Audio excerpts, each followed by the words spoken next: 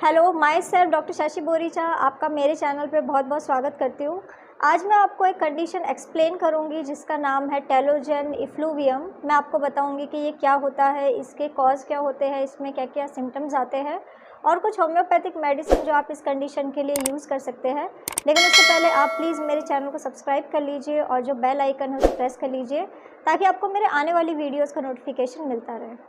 तो चलिए स्टार्ट करते हैं। सबसे पहले आखिर टेलोजन इफ्लूवियम क्या होता है? तो ये एक हेयर कंडीशन है जिसमें बाल झड़ने लग जाते हैं, लेकिन बालों का झड़ना किसी स्ट्रेसफुल इवेंट की वजह से होता है। वो किसी भी तरीके का स्ट्रेस हो सकता है, फिज़िकल, मेंटल या फिर सोशल, किसी भी तरीके का अगर आपको स्ट्रेस है उसके बाद आपको हेयर फॉल हो रहा है तो उसी कंडीशन को टेलोजन इफ्लूवियम कहा जाता है।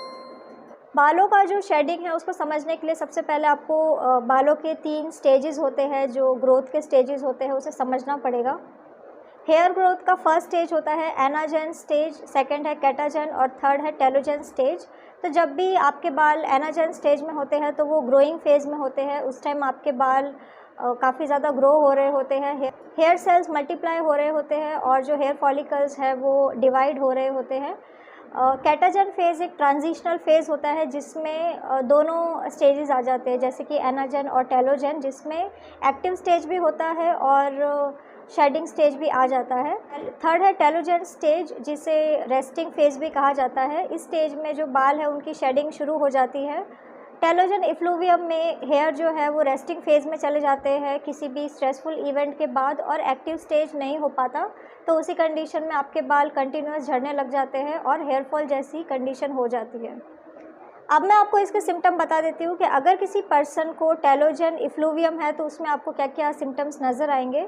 तो फर्स्ट सिम्टम तो यही है कि जो बाल है वो झड़ने लग जाते हैं, हेयर थिनिंग आपको दिखाई देने लग जाएगी और ये एक जगह पे नहीं हो सकती, कई सारे मल्टीपल एरियाज़ में हो सकती है। ज़्यादातर ऐसा देखा जाता है कि हेयर फॉल टॉप एरिया में होता है, स्कैल्प का जो टॉप पोर्शन है वहाँ पे आपको हेयर फॉल ज़्यादा नज़र आएगा।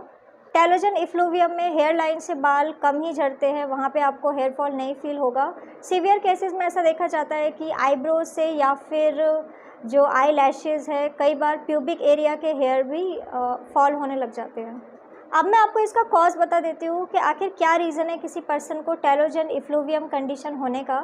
तो फर्स्ट इम्पॉर्टेंट कॉज है एनवायरमेंटल फैक्टर्स, जैसे कि अगर किसी पर्सन को कोई फिज़िकल ट्रॉमा हुआ है, किसी का कार क्रैश हुआ था या फिर बहुत ही ज़्यादा उनको ब्लीडिंग हुई थी या फिर उनकी कोई सर्जरी हुई थी, इस तरीके का जो भी फिज़िकल ट्रॉमा होता है उसके बाद भी लोगों को टेलोजन इफ्लूवियम हो सकता है।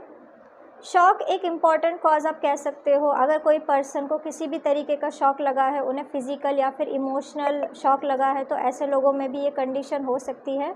शॉक या फिर किसी भी स्ट्रेसफुल इवेंट के बाद जो हेयर है वो रेस्टिंग फेज़ में चले जाते हैं और ग्रो नहीं करते, जिसके वजह से हेयर फॉल होता है और हेयर थिनिंग भी हो सकती है। अगर किसी पर्सन को शॉक या फिर स्ट्रेस के वजह से हेयर फॉल हो रहा है तो ये कंडीशन टेम्प्रेरी होती है और 2-3 मंथ बाद ये अपने आप सबसाइड हो जाते हैं और हेयर दोबारा से ग्रोथ स्टेज में आ जाते हैं। नेक्स्ट इम्पॉर्टेंट कॉज है हार्मोन। अगर आपके बॉडी के हार्मोन्स फ्लक्चुएट कर रहे हैं तब भी आपको ये कंडीशन हो सकती है। फीमेल्स में ऐसा देखा जाता है कि प्रेगनेंसी के टाइम उनके हार्मोन काफ़ी ज़्यादा फ्लक्चुएट होते हैं।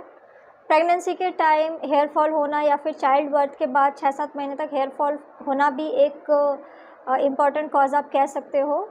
नेक्स्ट इम्पॉर्टेंट कॉज है मेडिकेशन। अगर कोई पर्सन हाइपरटेंसिव मेडिसिन्स लेता है, अगर आपका बीपी हाई रहता है, उसको कंट्रोल करने के लिए आप कोई भी मेडिसिन्स का यूज़ करते हैं जो आपका ब्लड प्रेशर कम करता हो, तो उन मेडिसिन्स के वजह से भी आपको ये कंडीशन हो सकती है।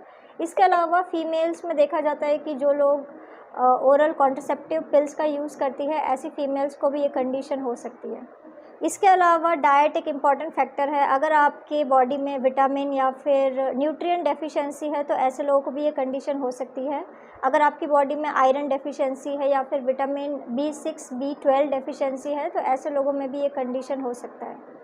अब मैं आपको कुछ होम्योपैथिक मेडिसिन बता देती हूँ जो आप इस कंडीशन के लिए यूज़ कर सकते हैं। तो मेडिसिन जैसे कि आप अर्नी का मदर टिंचर फॉर्म में यूज़ कर सकते हैं, आप जेबोरेंडी मदर टिंचर फॉर्म में यूज़ कर सकते हैं। इनके हेयर ऑयल भी आते हैं तो आप उसको भी यूज़ कर सकते हैं। इसके अलावा आप लाइकोपोडियम 200 मेडिसिन का यूज़ कर सकते हैं। ये सारी की सारी मेडिसिन टेलोजन इफ्लूवियम को ट्रीट करने के लिए बहुत ही इफ़ेक्टिव मेडिसिन है। तो आप इन मेडिसिन को कम से कम 3 से 4 महीना यूज़ कर सकते हैं। सो फ्रेंड्स, अगर आप किसी भी कंडीशन के लिए मुझसे कंसल्ट करना चाहते हैं तो आप मुझे मेरे व्हाट्सएप नंबर पे मैसेज कर सकते हैं, मैं आपको रिप्लाई करूँगी। तो अगर आपको मेरा ये वीडियो यूज़फुल और इन्फॉर्मेटिव लगा हो तो आप प्लीज़ इसको लाइक कर दीजिए और साथ ही साथ आप मेरे चैनल को सब्सक्राइब कर लीजिए और जो बेल आइकन है उसे प्रेस कर लीजिए ताकि आपको मेरे आने वाली वीडियोज़ का नोटिफिकेशन मिलता रहे। तो आज के लिए बस इतना ही। Thank you.